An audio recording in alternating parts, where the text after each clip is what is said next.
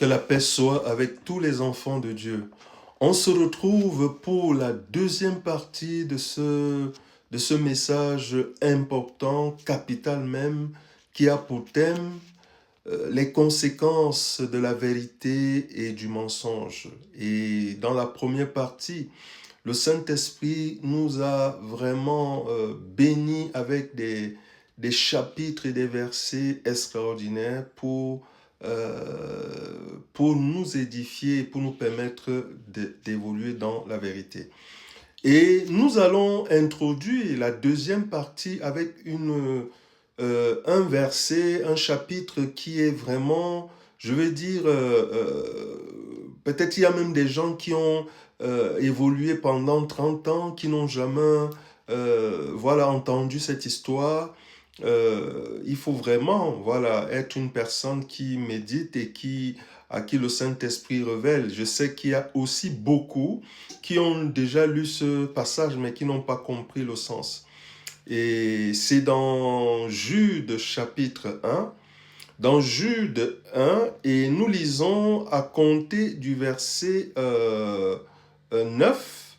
Qu'est-ce que le verset 9 nous dit? Il dit, l'archange Michel, lorsqu'il discuta avec le diable, le corps de Moïse n'osa pas porter contre lui des jugements injurieux, mais il dit que le Seigneur te réprime. Ici, chers frères et sœurs, mon frère, ma sœur, si tu n'as pas compris le sens, moi, durant mes premières années en tant que jeune chrétien, j'ai lu ce passage, mais je n'avais jamais compris le sens. C'est pour nous parler, chers frères et sœurs, des conséquences du mensonge, chers frères et sœurs. Et certaines personnes ne savent pas qu'il n'y a pas seulement le mensonge verbal, les paroles qui sortent de nos bouches, de ta bouche, mais il y a aussi le mensonge par écrit. Et c'est une identité. Vous savez, chers frères et sœurs, il y a des choses que les gens peuvent faire dans ce monde et quand ces gens meurent et c'est fini. Mais je veux dire aux enfants de Dieu que le mensonge est une identité qui accompagne jusqu'après. C'est-à-dire, lorsque vous quittez ce monde, je vais dire tout ce que vous avez fait qui était faux, les faux, je veux dire au niveau des documents comme au niveau des paroles, cela vous suit après votre départ.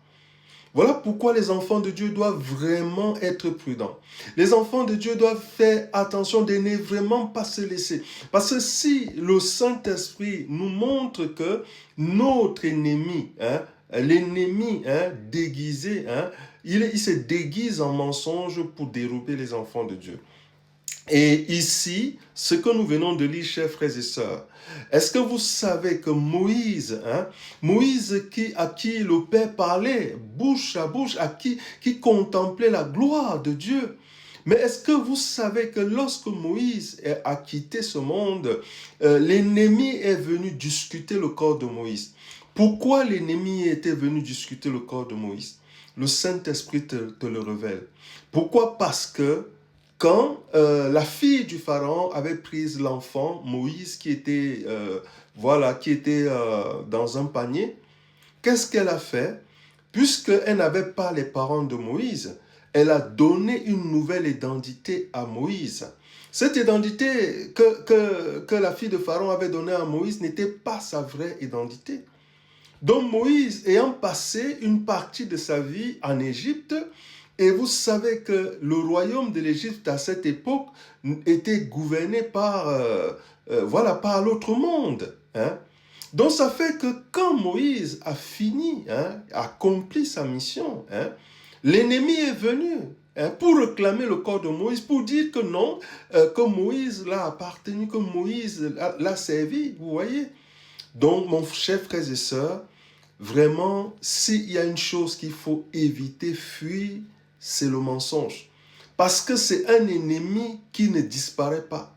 C'est un ennemi qui suit les hommes et les gens jusqu'à après leur départ de ce monde. Donc voilà pourquoi le Saint-Esprit t'exhorte ce matin, mon frère, ma soeur, déjà de partager cette vidéo, afin d'édifier, afin d'aider, parce qu'il y a des gens qui n'ont pas reçu hein, les instructions qui concernent le mensonge, pour laisser et quitter cette vie du mensonge. Donc, nous continuons notre lecture. Nous allons dans le livre de Psaume. Et qu'est-ce que le livre de Psaume nous parle? Psaume chapitre 120. Psaume chapitre 120. Et ici, quand l'homme de Dieu prie, qu'est-ce qu'il dit? Psaume chapitre 120. Et le verset 2 dit: « Éternel, délivre mon âme des lèvres mensongères et de la langue trompeuse. » Il prie, hein, l'homme de Dieu, il dit: « Père, délivre-moi hein, des lèvres, mon âme des lèvres, des lèvres mensongères et des paroles trompeuses. » Ça veut dire, mon frère, ma soeur, ce que Dieu attend, hein, que tu aies cette prise de conscience et que tu reconnaisses que si tu es dans le mensonge, que le mensonge t'empêche d'évoluer, le mensonge te prive de la présence de Dieu, mais que tu te tournes vers lui et que tu lui supplies en disant: « Père, délivre-moi du mensonge, délivre mes lèvres, mon âme des paroles mensongères, délivre mes lèvres hein, des paroles trompeuses. » C'est important, mon frère, ma soeur. Parce que si un enfant de Dieu qui est dans le mensonge n'a pas la prise de conscience, et rien ne va se passer. C'est pour cela que l'homme de Dieu, même David, hein, il a prié comme ça. Hein. Mon frère, ma soeur, ce n'est pas un péché de reconnaître que peut-être que tu te laisses encore influencer par le mensonge. Ce n'est pas un péché, mon frère, ma soeur, de reconnaître, de t'humilier et de demander à notre Père de te libérer de ce piège. C'est important. Vous savez, chers frères et sœurs, dans le monde, hein, il n'y a pas de problème pour le mensonge. Le mensonge est ami du monde, est ami des païens, mais il est ennemi des enfants de Dieu. Mon frère, ma sœur, s'il y a vraiment une chose, hein, l'une des choses, parce qu'il y en a plusieurs, mais que tu dois vraiment fuir, hein, te séparer, mon frère, ma sœur, c'est le mensonge. Parce que dans le mensonge, tous celles et ceux qui se contentent de cette vie-là, non seulement ne seront pas enlevés, seront privés de la gloire de Dieu, seront privés hein, des plans de Dieu dans leur vie. Et nous sommes dans Éphésiens chapitre 4, et dans Éphésiens 4, nous lisons le verset 27. Non, le verset 25, autant pour moi, qui dit: « C'est pourquoi renoncez aux mensonges, et que chacun de vous parle selon la vérité à son prochain, car nous sommes membres les uns les autres. » Et l'homme de Dieu commence d'abord en disant: c'est pourquoi renoncer, parce qu'il faut renoncer au mensonge.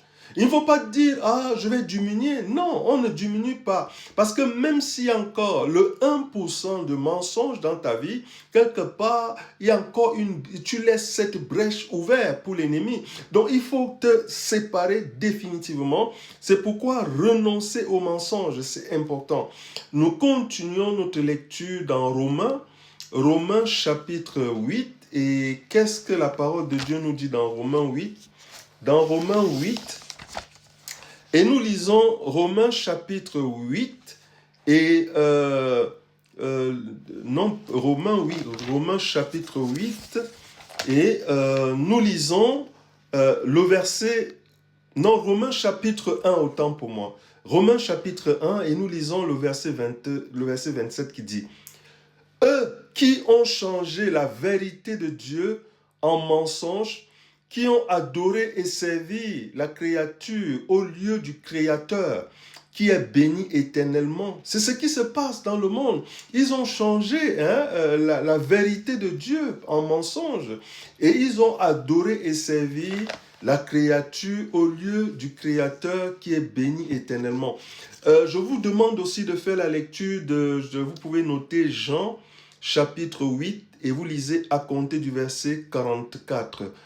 Que Dieu vous bénisse. Partagez cette vidéo afin d'aider beaucoup.